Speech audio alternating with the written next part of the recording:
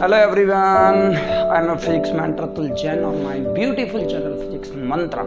बच्चों अभी इससे पहले हम लोगों ने 8 लेक्चर देख चुके हैं, इलेक्ट्रोस्टैटिक्स, पोटेंशियल एंड कैपेसिटर के 8 लेक्चर। इसे लास्ट वाले लेक्चर में हम लोगों ने पढ़ा हुआ था पोटेंशियल एनर्जी ड्यू टू या potential energy of a system of 2 point charge in the external electric field. इससे पहले हम लोगों ने पढ़ा हुआ था इलेक्ट्रिक पोटेंशियल एनर्जी आपका 2 पॉइंट चार्ज सिस्टम के लिए, 3 पॉइंट चार्ज सिस्टम के लिए, बहुत सारे सम्स यहाँ पे किए हुए थे। अब हम लोग पोटेंशियल एनर्जी देखेंगे किसके लिए बच्चों? डाइपोल के लिए। जब हमने डाइपोल को in an external electric field placed किया तो इसकी इलेक्ट्रिक फील्ड क्या? तो आज का टॉपिक है हमारा electric potential energy of a dipole in an uniform electric field. तो ये आज का टॉपिक है। तो चलो स्टार्ट करते हैं आज की सुबह की शुरुआत। तो very warm good morning to all of you. और मैं हूं आपका physics teacher Atul Jain on my beautiful channel physics Mantra. अभी तक आपने चैनल सब्सक्राइब नहीं किया है तो please subscribe my beautiful channel. और इसी तरीके से आपको कंटिन्यूसली डे बाई डे आपको मैं इतना कमिटमेंट कर रहा हूँ कि डे बाई डे आपको वीडियो लेक्चर मिलेंगे। तो चलो स्टार्ट करते हैं। कॉपी निकालो, पेन निकालो। और आज की हेडिंग है potential energy of electric dipole in an uniform electric field. ठीक है बच्चों, चलो तो यहाँ से सबसे पहले खूबसूरत सा डायग्राम बनाते हैं। ये हमारे पास बच्चों एक यूनिफॉर्म इलेक्ट्रिक फील्ड है, ये हमारी फील्ड है। और इस फील्ड में हमने क्या किया, एक डाइपोल प्लेस्ड कर दिया। इससे पहले भी हम लोगों ने डाइपोल की डेरिवेशन वगैरह पढ़ी हुई थी। इस पे जो फोर्स लग रहा है, चलो ये फील्ड है E, और इस वाले पॉजिटिव चार्ज पे जो फोर्स लगेगा वो that in the direction of electric field. और ये है आपका माइनस का Q चार्ज, और इस पे जो फोर्स लगेगा माइनस का Q इंटू E लगेगा। ठीक है, अब आफ्टर दैट यहाँ से देखो, अगर मैं थोड़ा सा आपको रिकॉल कराऊंगा डाइपोल के बारे में, तो डाइपोल के बारे में बच्चों हम लोगों ने क्या पढ़ा हुआ था? डाइपोल का मतलब होता है 2 equal and opposite charge which are separated by the small distance. तो डाइपोल सेंटर से डिस्टेंस हम लोगों ने कितनी ले ली? 2L। तो ये हो गया आपका L, ये हो गया आपका L। डाइपोल मोमेंट क्या पढ़ा हुआ था? Dipole moment that gives the direction that is from negative to positive. तो P is equally Q into 2L। या इसको मैथमेटिकली टर्म्स में हम लोगों ने क्या पढ़ा हुआ था कि dipole moment that simply defined as the magnitude of either charge into the separation between them Q into 2L पढ़ते थे। डायरेक्शन देता था आपका ये इलेक्ट्रिक फील्ड का। ठीक है बच्चों, थोड़ा सा एक हम बेसिक, चलो पहले यहाँ पे देखते हैं। ये डाइपोल जो है which is making the angle θ1, ये थीटा। अब देखो यहाँ से जो हमने टॉर्क का फॉर्मूला पढ़ा हुआ था बच्चों, चलो यहाँ पे नहीं, यहाँ पे आ जाते हैं। चलो सबसे पहले इस डाइपोल पे एक फोर्स लग रहा है फॉरवर्ड डायरेक्शन में, एक फोर्स लग रहा है रिवर्स डायरेक्शन में। मतलब अगर मैं यहाँ से चेक करूँ कि डाइपोल का जो नेट ट्रांसलेटरी फोर्स होगा वो कितना होगा, क्या डाइपोल अपनी पोजीशन से मूव करेगा क्या? एक जगह से दूसरी जगह पे आपका जाएगा क्या? तो देखते हैं जरा। F नेट, ये इस तरीके से total translatory force on dipole कितना हो जाएगा आपका? F नेट दिख रहा है ना बच्चों? F net is equal to the QE minus का QE कैंसिल आउट होके 0। मतलब डाइपोल अपनी पोजीशन से आपका मूव नहीं करेगा। चलो मूव नहीं किया तो अब क्या करेगा फिर? देखो बच्चों, इससे पहले हम लोगों ने टॉर्क का फॉर्मूला पढ़ा हुआ था। अब ये डाइपोल क्या करेगा? अपनी एक्सिस के अबाउट इलेक्ट्रिक फील्ड में मूव करेगा। कैसे? चलो ये फॉर एग्जांपल डाइपोल है, ये डाइपोल है, इस पर पॉजिटिव चार्ज है, इस पर नेगेटिव चार्ज है। ये पॉजिटिव चार्ज को फील्ड अपनी तरफ खींच रही है, ये अपोजिट डायरेक्शन में कुछ इस तरीके से देखो, यहाँ से फॉरवर्ड रिवर्स ऐसे मूव करेगा। मूव करेगा। मतलब इस डाइपोल पे क्या होगा, external electric field torque apply करेगी। और टॉर्क का मतलब क्या होता है, टर्निंग इफेक्ट। टॉर्क का मतलब टर्निंग इफेक्ट। और जो कि बच्चों हम लोगों ने इससे पहले टॉर्क का फार्मूला पढ़ा था, that is equal to the P cross E. और इसको हम लोग लिख लेते हैं P into E into sine theta. और ये जो आपका थीटा है दैट्स द एंगल, ये पी है, ये पी है जो कि डायरेक्शन बताएगा नेगेटिव से पॉजिटिव, तो पी ई साइन थीटा। ये डाइपोल मोमेंट ये है, इलेक्ट्रिक फील्ड ये है, तो इनके बीच में मैंने एंगल मान रखा है आपका थीटा 1। कितना मान रखा है बच्चों, थीटा 1 मान रखा है मैंने। ये चलो थीटा मान लो, चलो थीटा मान लो। चलो तो ये जो टॉर्क होगा on the dipole by the electrostatics field, तो ये किस डायरेक्शन में होगा, चलो यही तो बताया मैंने। ये फॉर एग्जांपल डाइपोल है, देखो ये पॉजिटिव ये नेगेटिव, ये डाइपोल है। देखो इलेक्ट्रिक फील्ड ऐसे ही रोटेट कर रही है, ऐसे ही रोटेट कर रही है, पॉजिटिव। मतलब ये डाइपोल जो है वो किस उसमें मूव करेगा आपका, by the electrostatic field that rotate in the clockwise, that rotate in the clockwise। अभी तक बच्चों जरा पुराना कंसेप्ट रिकॉल करो कि हम लोगों ने क्या पढ़ा हुआ था, आपका वर्क डन पढ़ा हुआ था। जब चार्ज को हमने against the electrostatics field move कराया था, तो एजेंट के थ्रू जो वर्क डन हुआ था वो work done as a potential energy stored हो गया था। मैं यहाँ पे लिखे दे रहा हूँ, यहाँ पे, यहाँ से इसको मैं हटाए दे रहा हूँ, ठीक है। ये तो क्योंकि हम पढ़ चुके हैं। तो यहाँ से हम लोगों ने पढ़ा हुआ था UF minus UI is equal to the W of electrostatic force, या that is equal to the work done by the external source. यही पढ़ा हुआ था या नहीं। चलो मतलब जब हम डाइपोल को against the electrostatic field turn करेंगे, मतलब ये डाइपोल है, इलेक्ट्रोस्टैटिक फील्ड जो है या यूनिफॉर्म फील्ड जो है वो इसको इस तरीके से रोटेट करा रही है, मतलब that in the clockwise direction rotate करा रही है। अब अगर हमें क्या करना है, पोटेंशियल एनर्जी निकालना है, तो इस डाइपोल को अगेंस्ट द इलेक्ट्रोस्टैटिक फील्ड क्या कर दो, रोटेट कर दो। मतलब डाइपोल को अगेंस्ट द इलेक्ट्रोस्टैटिक्स फील्ड या जो टॉर्क उस पर अप्लाई हो रहा है इलेक्ट्रोस्टैटिक्स फील्ड की वजह से, उसके अगेंस्ट रोटेट करा दो, तो जो वर्क डन होगा एजेंट के थ्रू वो वर्क डन स्टोर्ड हो जाएगा as a potential energy.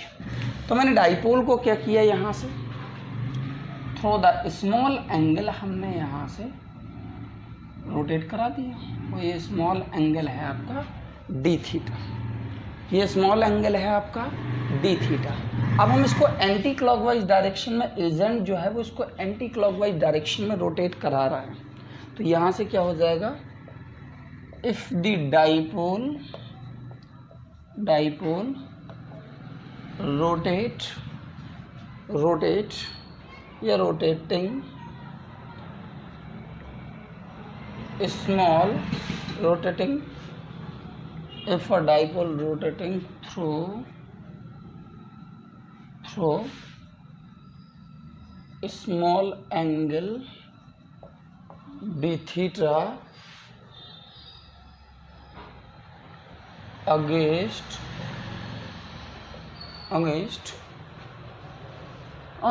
the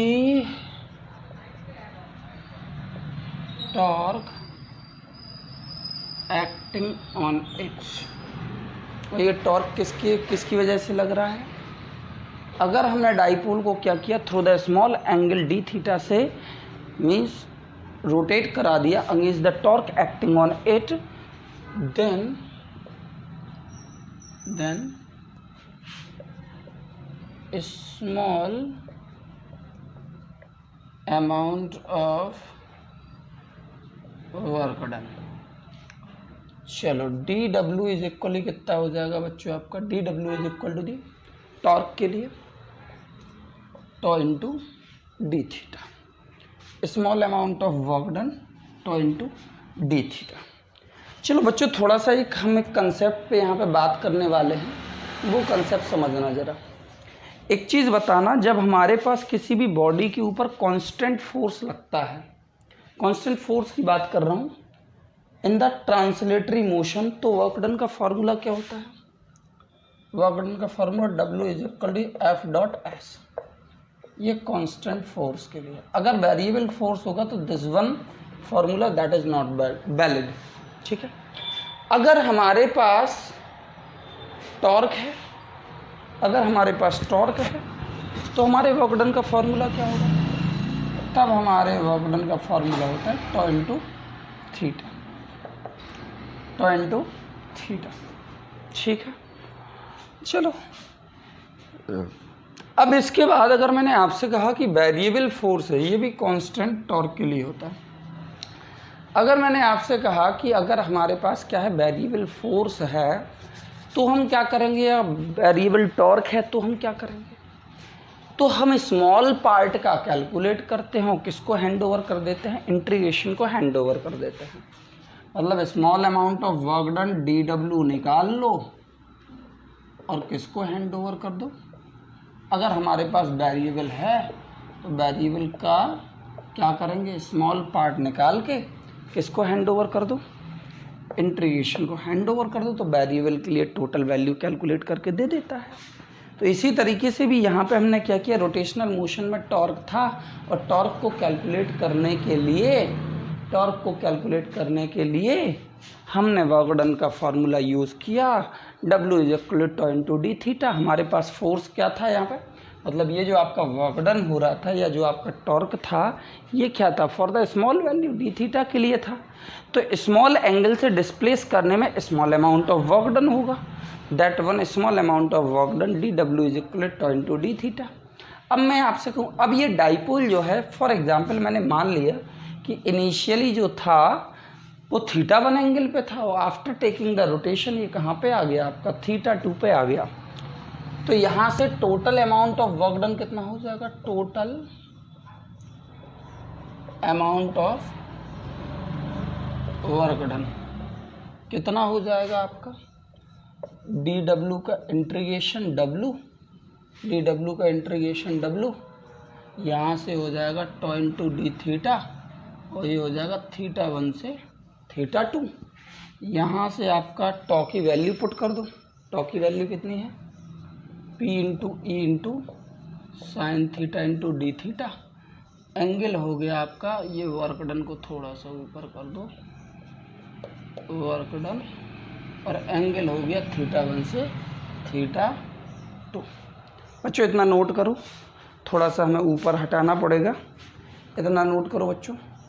चलो नोट करते चलो, स्क्रीन को पॉज करके। अब इसको मैंने क्या किया, बाहर निकाला, तो P × E तो sin θ का इंटीग्रेशन माइनस का cos θ, और लिमिट लगी है θ1 से θ2। ऊपर थोड़ा सा बच्चों मैं रफ कर रहा हूँ, मैं। अब एक चीज़ बताओ, या तो मैं माइनस पहले बाहर निकाल लूँ, फिर higher limit lower limit put कर दूँ। चलो तो वैसे ही करता हूँ। W= कितना हो जाएगा? PE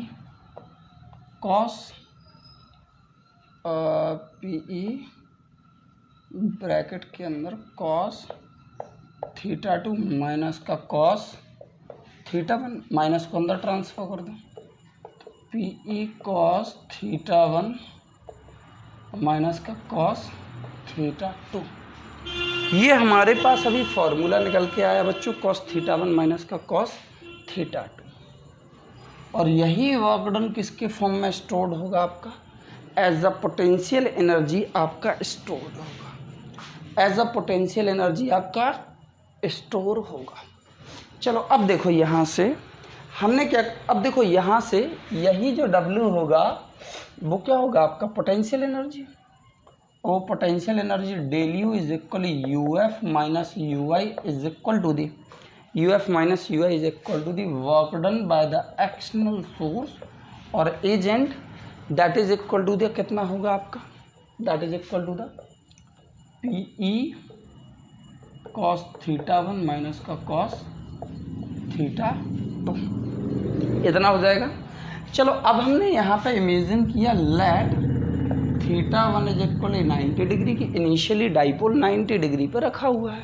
late θ1 is equal 90 degree, और 90 डिग्री पे जो आपकी पोटेंशियल एनर्जी होती है that is equal to the 0, और θ2 is equal to the theta, और u θ is equal to the u ले लिया मैंने, u θ को मैं u लिख रहा हूँ, ठीक है। चलो तो यहाँ से कितना हो जाएगा आपका u is equal to the minus का P E cos theta. The potential energy for any angle, the potential energy for any angle, देखो यहाँ से θ1 यहाँ गया 90 डिग्री 0, यहाँ पे कितना हो जाएगा माइनस का पी निकल के आ जाएगा, कॉस थीटा की जगह पे थीटा रखा तो माइनस का पी आ गया। यहाँ पे आ जाओ यू आई कितना है आपका, U I at the angle of 90 degree that is equal to the 0। अभी मैं ये दिखाई देता हूँ इस फॉर्मूले से कि कैसे 0 आया आपका।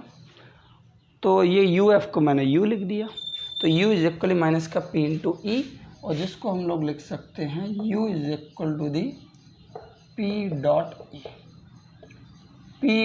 ई लिख दिया। जल्दी से बोलो बात समझ में आई या नहीं आई, नोट करो नोट करो। अब देखो यहाँ से u कैसे 0 हो गया, u कैसे 0 हो गया। और ये पोटेंशियल एनर्जी का फॉर्मूला क्या निकल के आया हमारे पास, पी ई कॉस थीटा निकल के आया। अब ज़रा एक चीज़ बताइए मुझे, अगर मैं इसी टर्म में कंपैरिजन करूं यू एफ माइनस यू आई, तो आप इसको क्या लिखोगे माइनस का पी ई कॉस θ2, और ये माइनस और ये हो जाएगा आपका प्लस का p cos θ1। अगर मैं इसको कंपैरिजन करूं तो फाइनल टर्म ये होगा आपका, इनिशियल टर्म आपका ये होगा। अब थीटा की जगह 90 पुट करो, ज़रा इसमें उठा के पुट करो, 0 नहीं होगा, इसीलिए तो मैंने लिखा हुआ है u90 इज इक्वल टू दी 0। बात समझ में आई बच्चों, आई या नहीं आई, चलो आई होप आ गई होगी। अब इसमें बात करते हैं बच्चों हम लोग तीन केस पे बात करना है हमें। चलो बच्चों तीनों केस आपके सामने हैं, केस 1, केस 2 और केस 3। सबसे पहले डाइपोल को हमने क्या किया आपका, that be placed at the angle of 90 degree. बच्चों देखो यहाँ से 90 डिग्री का मतलब हो गया 90 का जो एंगल हम लोग मेज़र करेंगे वो पॉजिटिव चार्ज से आपका मेज़र होगा, ठीक है। Theta is equal 0 degree positive charge से, 180 डिग्री पॉजिटिव चार्ज से, मतलब पॉजिटिव चार्ज को एज अ रेफरेंस चार्ज मान लो जहाँ से एंगल कैलकुलेट करना है। चलो बच्चों थीटा इज इक्वल 90 डिग्री लिया, सबसे पहले F net translatory force that is equal to the 0। चलो टॉर्क पे आ जाओ, टॉ नेट कितना हो जाएगा P into E into sign 90 degree, और साइन 90 की वैल्यू 1, P इंटू ई, और ये क्या होगी आपकी मैक्सिमम वैल्यू होगी टॉर्क की। चलो यहाँ से पोटेंशियल एनर्जी का formula P into E cos 90, तो पोटेंशियल एनर्जी कितनी होगी आपकी 0, पोटेंशियल एनर्जी 0, ठीक है। अब केस 2, अभी केस 1 में आपका स्टेबल और अनस्टेबल नहीं होता है, स्टेबल और अनस्टेबल इस वाले केस में देखना है। चलो केस नंबर 2 एफ नेट तो आपका 0 रहेगा ही रहेगा। टॉ देखते हैं, टॉ is equal P into E into sign 0 degree, तो भैया टॉर्क 0 होगा। जब ये आपका क्या होगा आपका that in the same direction of electric field होगा, तो यहाँ से ये डिस्प्लेस ही नहीं करेगा, रोटेट ही नहीं करेगा। रोटेट नहीं करेगा तो टॉर्क क्या होगा आपका 0। टॉर्क क्या, एक फोर्स बाहर की तरफ, एक फोर्स इस साइड तरफ, मतलब दोनों एक दूसरे को खींचेंगे तो रोटेशन ही नहीं होगा आपका। चलो पोटेंशियल एनर्जी आ जाओ, E इज इक्वल माइनस का P E into cos 0 degree, तो U इज इक्वल कितना हो जाएगा माइनस का P इंटू ई, और ये होगा आपका क्या स्टेबल इक्विलिब्रियम कंडीशन होगी। अभी मैं बताऊंगा अभी स्टेबल और अनस्टेबल कैसे हम समझेंगे इसको, ठीक है। चलो तीसरा आ जाओ, F net is equal 0, tau is equal P into E sine 180 degree. और साइन 180 की वैल्यू कितनी होती है आपकी, फिर से आपकी 0। टॉ के बाद आ जाओ, P is equal to the P E cos 180 degree, कितना हो जाएगा प्लस का पी ई। मतलब यहाँ पे पोटेंशियल एनर्जी क्या है आपकी, मिनिमम है, यहाँ पे मैक्सिमम है, और ये होगा आपका अनस्टेबल कंडीशन में, अनस्टेबल इक्विलिब्रियम में। पहले तो नोट करो, फिर मैं फील कराता हूँ कि कैसे आपका स्टेबल और अनस्टेबल। चलो एक चीज़ बताना बच्चों, एक चीज़ बताना, ये मैंने एक टेबल ले ली, ये मैंने एक टेबल ले ली और जिसकी हाइट है आपकी, चलो 4 फुट ले लो, 4 फुट मैंने ले लिया, ठीक है। और यही जो आपका ऑब्जेक्ट है, एक कोई पत्थर ले लिया, इसी को मैंने किसी टावर पर रख दिया, इसी को मैंने किसी टावर पर रख दिया, ये टावर पर रखा हुआ है। अब एक चीज़ बताओ, ये ऑब्जेक्ट जब टेबल पर रखा हुआ है तब पोटेंशियल एनर्जी ज़्यादा होगी, या टावर पर रखा हुआ है तब? सीधी सी बात है कि जितनी ज़्यादा हाइट होगी उतनी ही ज़्यादा पोटेंशियल एनर्जी होगी। तो इस केस में potential energy at the table that is less than the potential energy at the tower. Table और टावर, टेबल और टावर। अब एक चीज़ बताना कि यहाँ से गिरने का रिस्क फैक्टर ज़्यादा है या यहाँ से गिरने का रिस्क फैक्टर ज़्यादा है? कहाँ से गिरने का रिस्क फैक्टर ज़्यादा है? यहीं पे ना, टावर पे। मतलब जहाँ पे पोटेंशियल एनर्जी ज़्यादा हो रही है वहाँ पे वो किस कंडीशन में है, मतलब ज़्यादा से ज़्यादा चांसेस हैं उसके फॉल होने के। मतलब टावर पे आपका अनस्टेबल मान लिया मैंने, और टेबल पे गिरने के चांसेस कम है, मतलब हमने क्या मान लिया यहाँ पे, स्टेबल मान लिया। मान लिया या नहीं मान लिया? मतलब टेबल पे गिरने के चांसेस कम हैं, गिरेगा तो लगेगा नहीं, मतलब स्टेबल कंडीशन। अगर टावर से गिरा तो 2-4 घर को उड़ा ले जाएगा, उसके नीचे जो आएगा उसको उड़ा ले जाएगा, मतलब अनस्टेबल कंडीशन। सेम थिंग आ रही है यहाँ पे, पोटेंशियल एनर्जी मैक्सिमम है, that is called the what, stable. देखो potential energy at the tower which are the maximum that is in the unstable condition, और potential energy that is the minimum that is in the stable condition. बच्चों बात समझ में आई या नहीं आई? चलो अब देखते हैं हम लोग दो न्यूमेरिकल। अब देखते हैं दो न्यूमेरिकल। पहला न्यूमेरिकल है बच्चों कि एक डाइपोल था, ये इनिशियल कंडीशन थी, this is the what, initial condition and making the angle of 60 degree. अब हमने डाइपोल को क्या किया, आपका रोटेट किया थ्रू द सम एंगल, और अब वो इस साइड से क्या करने लगा, आपका 60 डिग्री का एंगल बना लेगा। मतलब ये फाइनल सिचुएशन है। और उसने बोला हुआ है कि the work done in rotating the dipole या work done by the external agent कितना होगा। 4 ऑप्शन दिए हुए, work done by the external agent कितना होगा, इसके लिए 4 ऑप्शन हमें दिए हुए हैं। तो एक चीज़ बताओ ज़रा, वर्क डन या पोटेंशियल एनर्जी, एक चीज़ बताना, ये टोटल एंगल कितना,